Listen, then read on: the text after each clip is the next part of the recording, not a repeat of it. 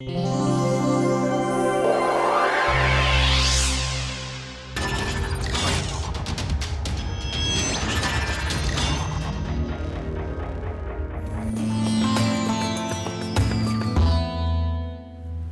we are going to discuss what happens if we keep a magnet in a magnetic field. What sort of motions it experiences. To do that, we need to know a little bit of an vector algebra. So let us recapitulate our understanding of vectors. All the physical quantities that we come across are of two types. Some are scalars, some are vectors. Scalars are those which has only magnitude and no direction. For example, temperature, mass, density. On the other hand, vector quantities are those which have magnitude as well as direction. For example, velocity, displacement, momentum. So, to denote a vector quantity, we need to describe its direction. And how do we describe direction? We need to have a definite coordinate system. So, the most popular coordinate system is of course the Cartesian coordinate system, and here it is.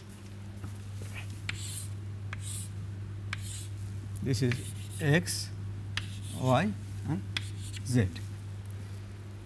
Notice the relative positions of these three coordinates, x here, and then you go anticlockwise direction to y, and then this is the vertical direction. So, this direction is anticlockwise. So, we call this coordinate system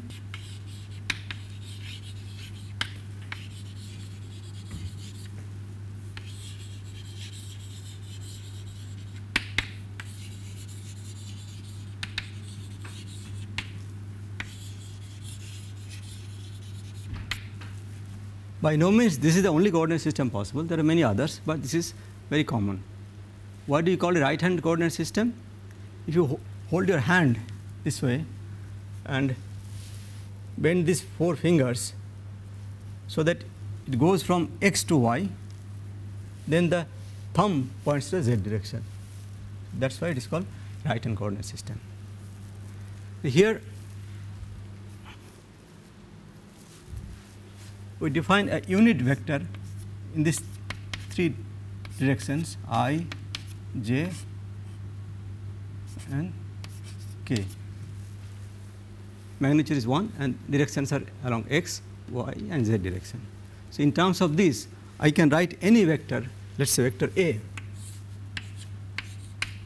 written in this fashion, can be written as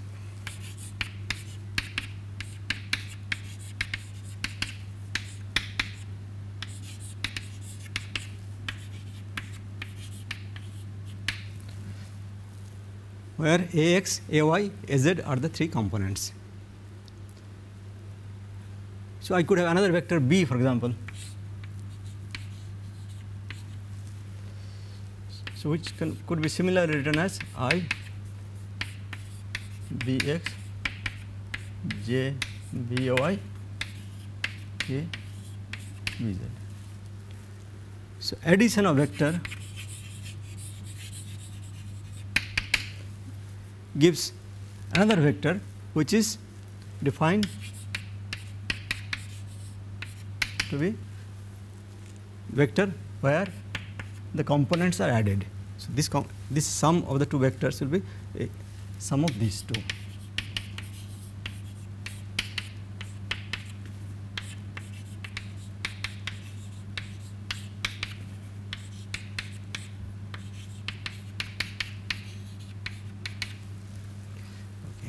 This is vector addition, like multiplication vector.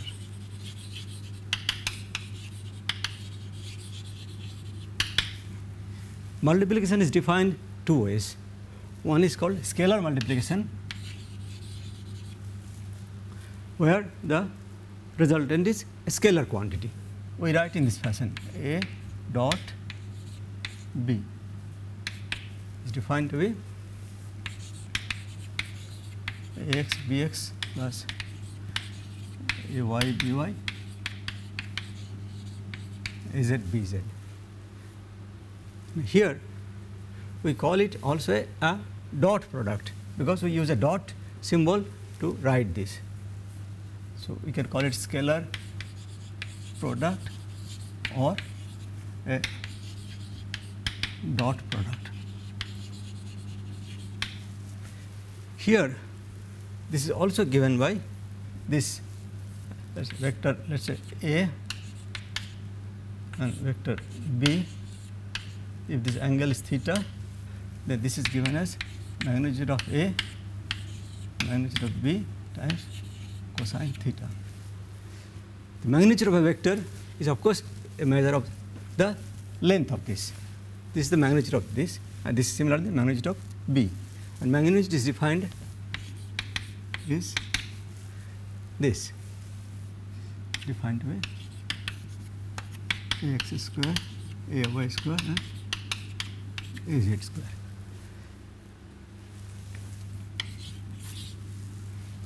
That is the magnitude. Similarly, we can get the magnitude of B. So here the scalar product has this magnitude. Another product is called the vector product, where the resultant is a vector quantity. That is written as A cross B, written as I. Let me check this one.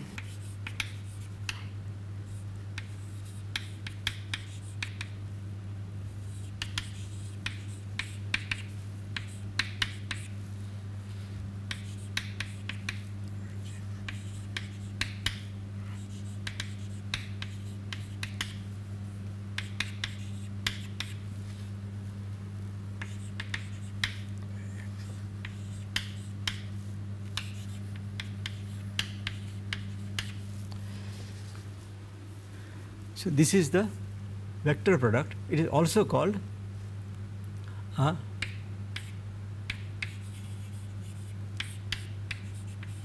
cross product because we use a symbol cross to denote this one. Now it is somewhat difficult to remember that. You see, I also can't remember, so I had to use this note. But this is this can also be written as a determinant in this fashion. So, I j k ax ay az bx by z. If you expand the determinant, it will give the same expression as this one. Okay. Now here, in an analogous manner, the way you have written this one, this can also be written as magnitude of A, magnitude of B times sine theta, and let us say unit vector in a direction.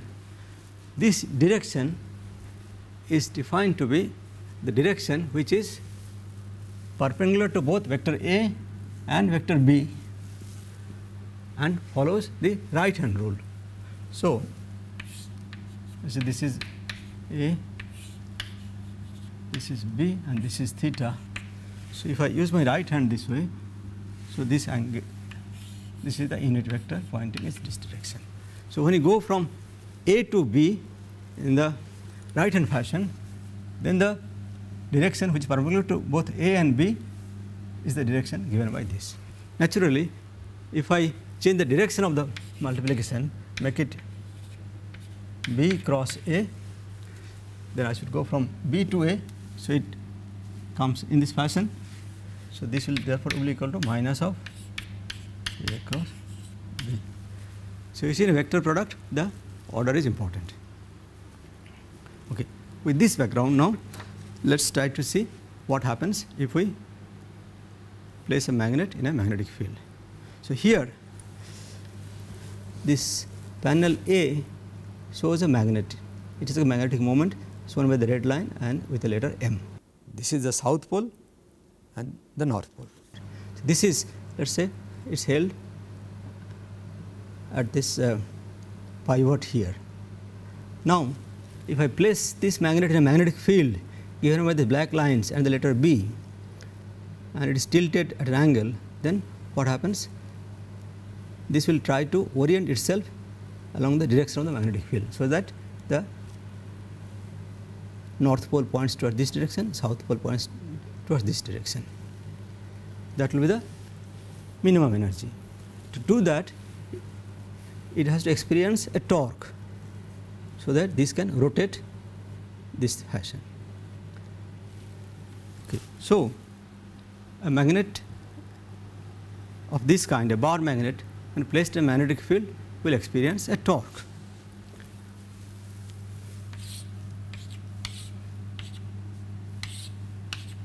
This is the magnetic field direction, and this is the magnet, and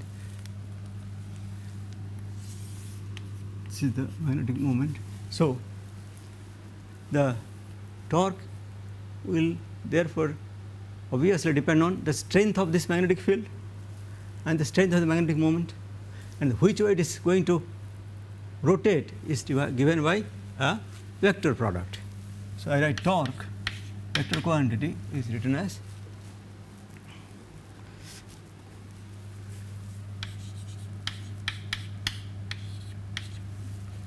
m cross b. So, this shows that the torque depends on the magnitude of this as well as magnitude of this one, and also the how the angle is. So, which direction the energy of this magnet becomes minimum? When this points towards this, so that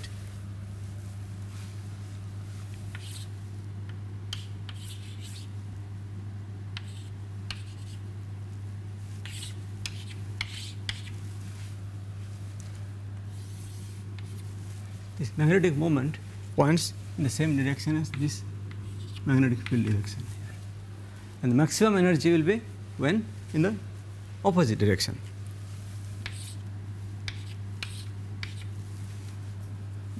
This is the B magnetic field direction, and the magnet points in the opposite direction. So, the energy in an intermediate condition like this, where let us say this angle is theta, this energy theta will be given as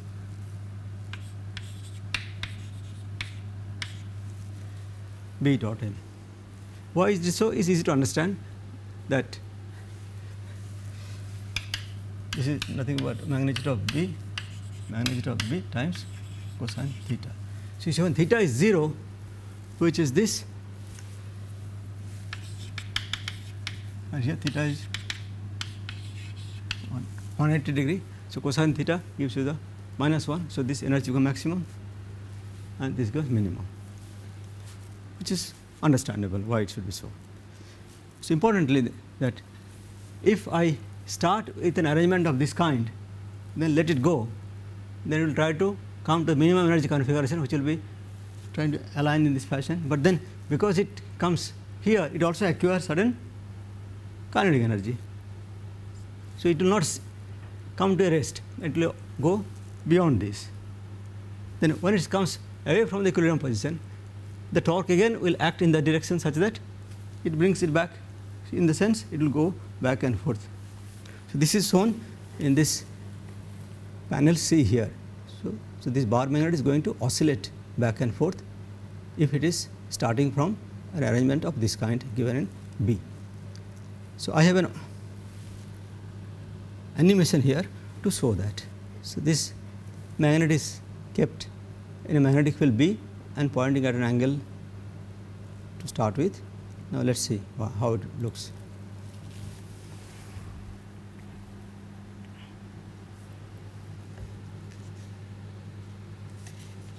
So, we see that this undergoes this sort of movement. So, this is simple motion, we call it oscillation.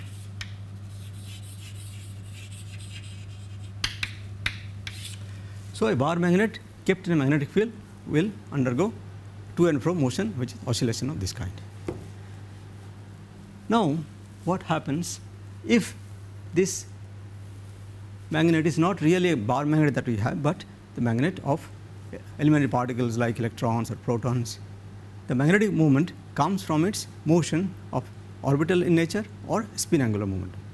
So, we should see what sort of motion experiences if this magnet has an angular momentum to start with. So, to do that, let us first find out how the magnetic moment arises from the orbital motion of some charged particle. Let us say take a circular loop and certain charge q is moving in this direction at a velocity v. Then we know that movement of charge produces magnetic field. So, it is a circle. So, this will produce a magnetic field, and this is the magnetic moment of that. So, let us say this radius is r, and this movement of charge at a given velocity can be represented also by a current I. So, here the magnetic moment that this will produce is given as M equal current times the area times the direction of the magnetic moment is given by this. This is the direction of this. So, it is again the right hand rule that if it is moving in this way, that magnetic moment will point in this direction. So, A is the area of the circle. Okay. So, this is the magnetic moment that is going to be produced when the current I moves in a circle of radius r. So, area A is equal to, of course, pi r square. Now, this charge is moving at a velocity v. So, what is current I equal to how much? Let us say this charge takes time t to complete this circle. So, if the velocity is v, then t times v is equal to 2 pi r. The current I is produced by the moment of charge q. So, this is q by t. So, t is the time that this charge moves here in to make one complete circle. So, amount of charge that is flown through this will be I times t is equal to charge,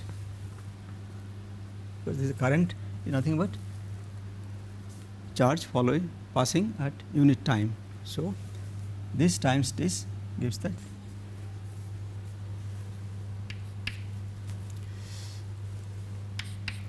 This gives t is equal to 2 pi r by v. So, this gives q v by 2 pi r. Okay. Then m becomes magnetic moment becomes I is equal to q v by 2 pi r times A is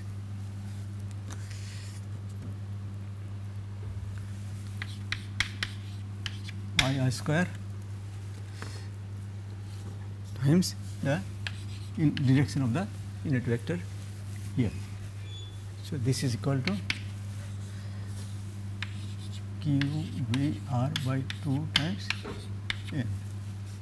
So, this is the expression which gives the magnetic moment in terms of the charge, its velocity and the radius here, and gives the direction.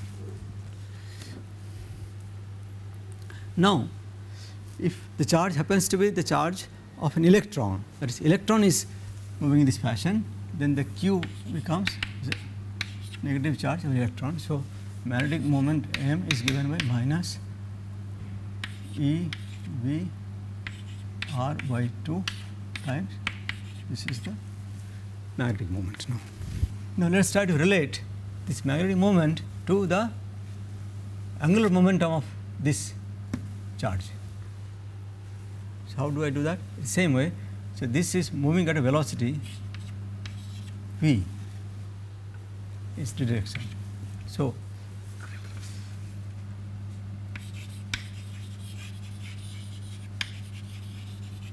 angular momentum is L vector is equal to R cross P, and P is nothing but mass into the velocity. So this is actually equal to mass of electron R V into the direction of this one. So R cross P is actually the same vector product. This gives the direction in the same direction as this n. So I need some more space. From this we find that m is equal to minus E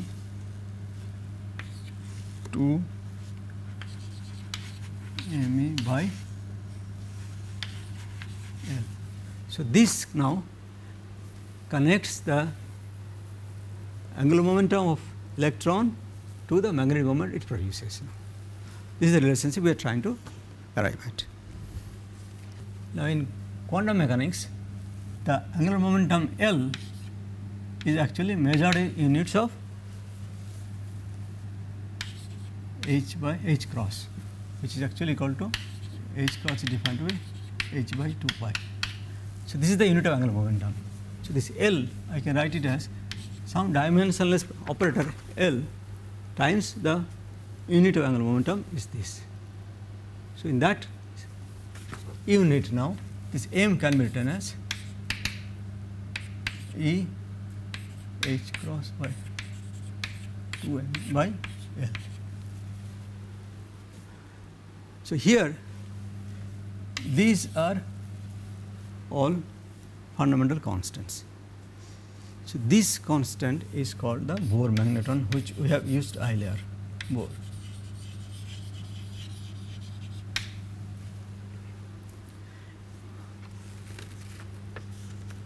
So this is usually written as mu of V symbolically, or beta of E. So this could be written as, let us say, beta E L minus of that one. What is the value of this Bohr magneton? Since these are coming from the fundamental constants, we can easily calculate them. Let us do it.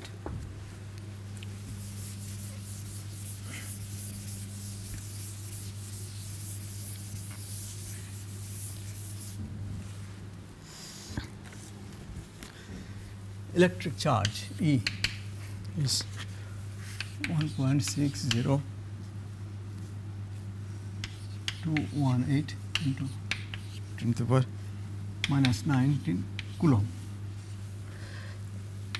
Planck's constant h cross by 2 1.05457 into 10 to the minus 34 joule second, and mass of electron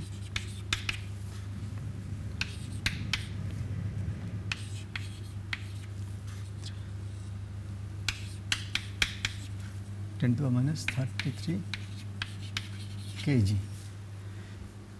If you put all these things here, then Bohr magneton mu b appears will come out to be 9.2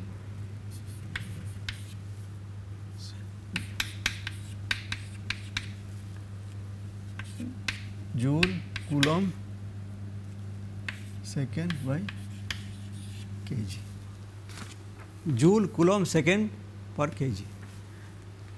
This is all very well, but let's try to change this unit to a little more,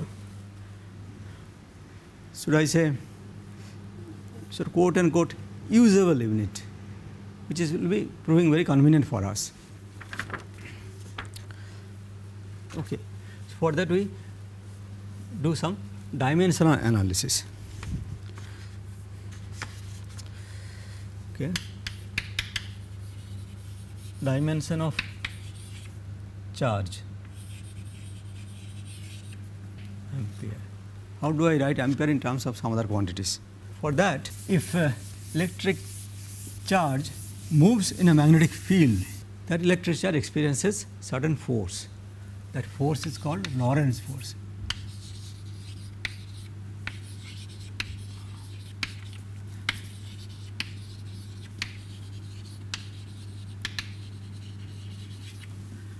Force experienced by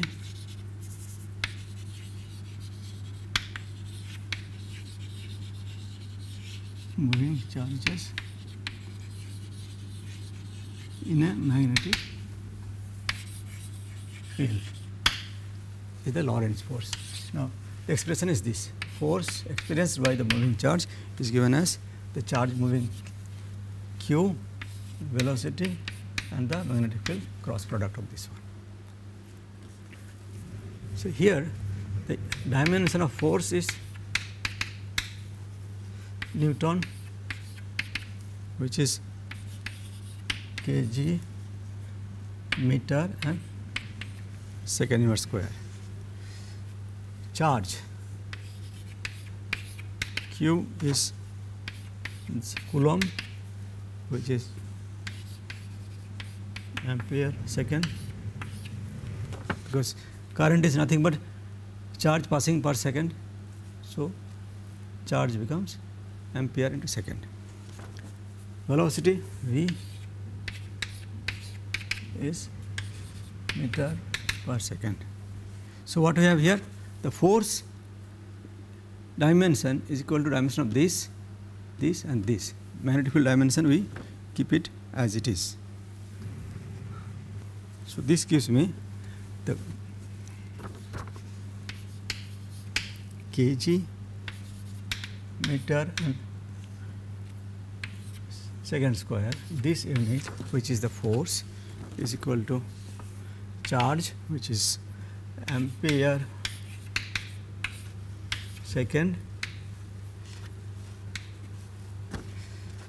in the velocity meter per second, and this dimension of the magnetic field.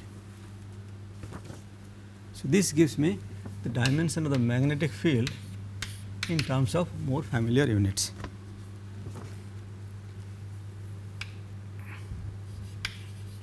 Kg second square ampere inverse. So, this is the dimension of the magnetic field. Now, let us call this Tesla and write it as T. So, this is simply a shorthand notation of this one. So, Tesla is this. So, using Tesla now, the dimension of ampere becomes kg second square and Tesla minus 1. So, keeping in mind that Coulomb charge is equal to ampere and second, we can now get the dimension of mu b here. That mu b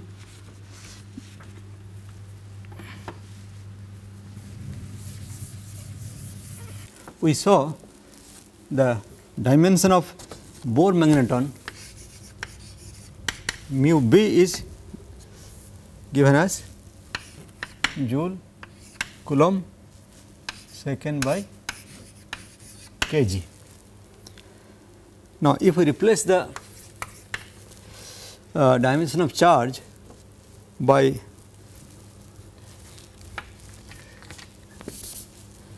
ampere second, this gives Joule ampere secant square by kg. Okay. Now, we replace the dimension of ampere, that is the dimension of by this joule kg secant square by Tesla by secant square kg. This is the dimension of ampere that we have seen. So, this gives this dimension of Bohr magneton to be joule per Tesla. So, as I was saying, this is sort of easier unit to use or more convenient unit to use, because if I know the magnetic moment of a particle in units of Bohr magneton, then I can multiply the magnetic field strength to this to find out the energy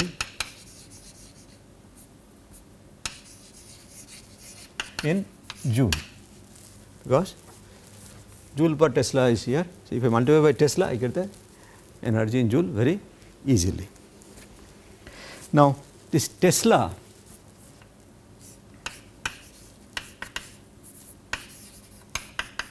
is a modern unit, that is, it is SI unit. The older unit of magnetic field strength was Gauss, written as G.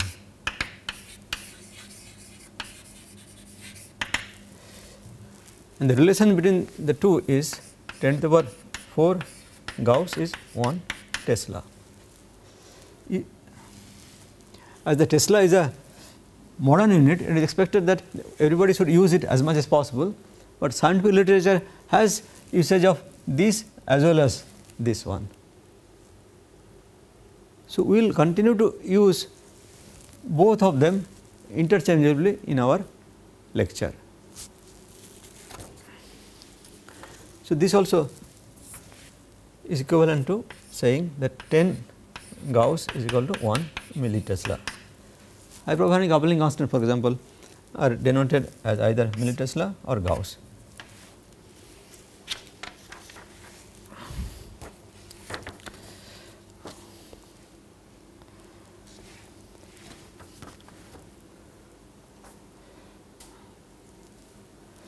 So, at this stage, let us take a break and we will continue our discussion of the interaction of magnetic moment in a magnetic field in a subsequent lecture.